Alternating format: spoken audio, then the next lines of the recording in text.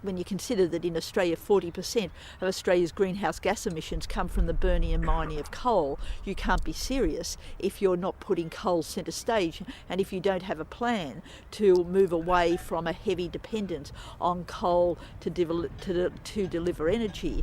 And that's why I was really pleased that Climate Camp was called.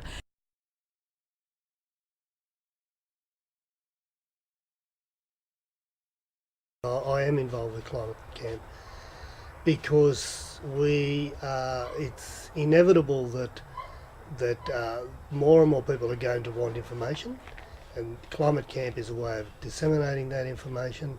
A chance to learn a bit more how I can be involved and to meet like-minded people and to get a bit of a sense that something is happening.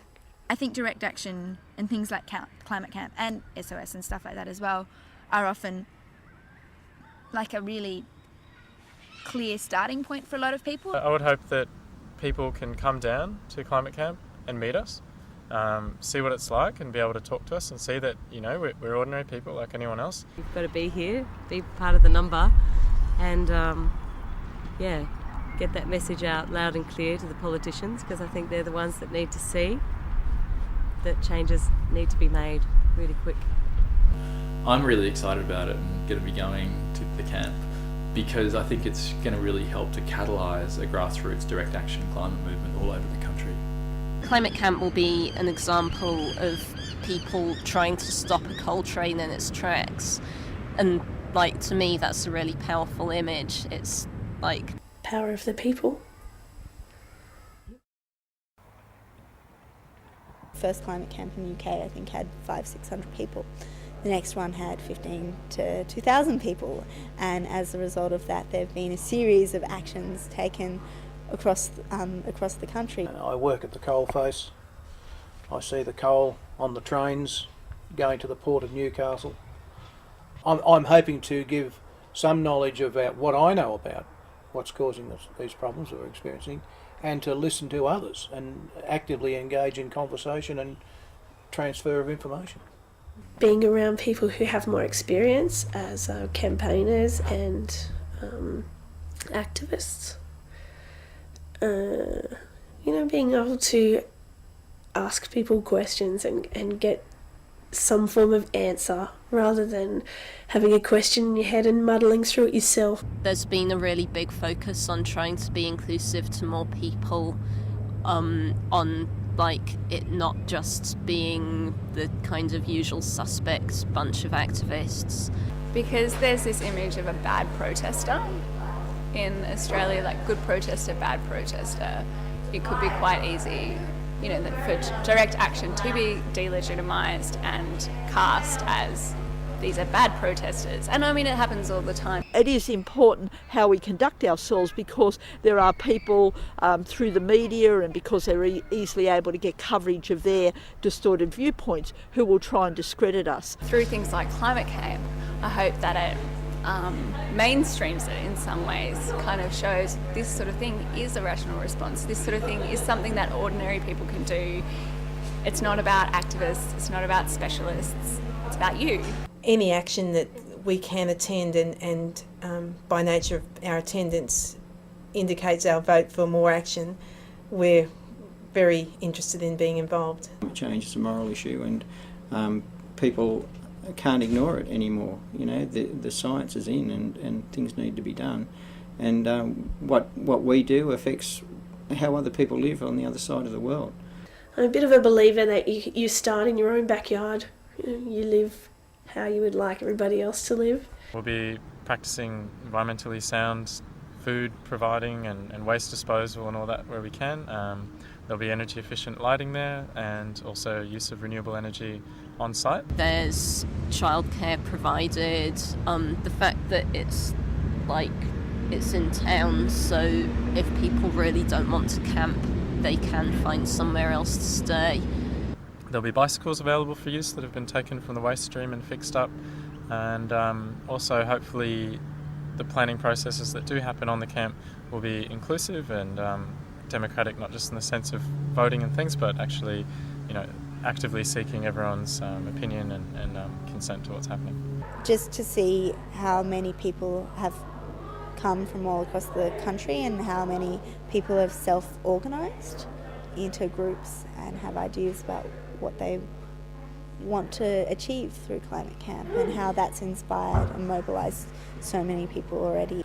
And we've seen that so often in the history of progressive change, from the time of defeating slavery to women winning more rights to environmental protection to greater safety on the job.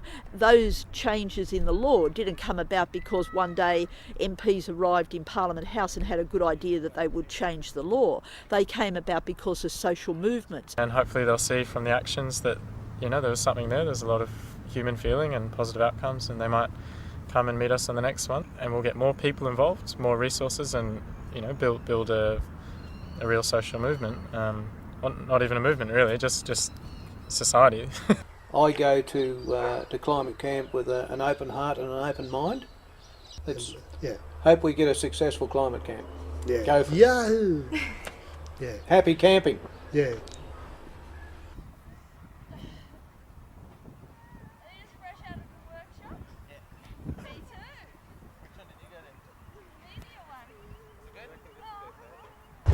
I guess for us here, it's the grassroots mobilisation. There might be authoritarian responses to this in these crisis kind of times, and we've got to be ready to have the solutions and the organisation and the ways of connecting with all kinds of people that forestalls that and leads it to the kind of world we want for everybody and for life in general.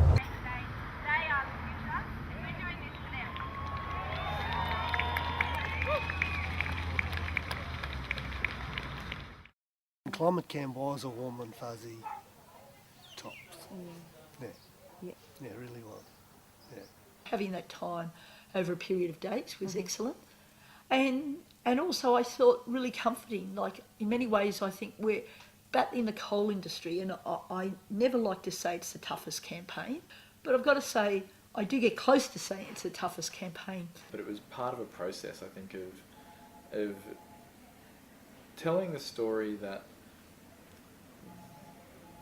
individual people, have got responsibility and power to change the world and to start taking direct action for climate solutions. The fact that we were able to get good media coverage for it, and with 1,000 people, they're obviously going to talk to thousands more people. It is probably one of the best examples of participatory democracy you can get. And I was really, really impressed. But I think, going back to middle Australia, there's a deep suspicion of activism. And so, that's what, young people do, or that's what angry people do. And then it becomes about activism, which has nothing to do with climate change. So as long as it's really... I think Climate Camp's got a real challenge in the whole in the context of people's perception of activism. What the most powerful thing that people can do is to engage in civil disobedience and say, I'm no longer consenting to the government killing our planet and ruining our future for our children, future generations. And it poses a profound challenge to government when it grows. Like, not just one-off isolated events, but when you have large numbers of people systematically, regularly withdrawing their consent and questioning the authority of the state, it's very powerful. And I think that's where Climate Camp is, and things that can flow from Climate Camp are very powerful. I came away with a gladdened heart, and I knew that the future wasn't all that so much under a cloud of coal dust, that the dust was, we're seeing our way through the coal dust, and it was slowly blowing away. I have hope in the sense that if I and you and others work to make that happen, we'll make it happen. And we have to.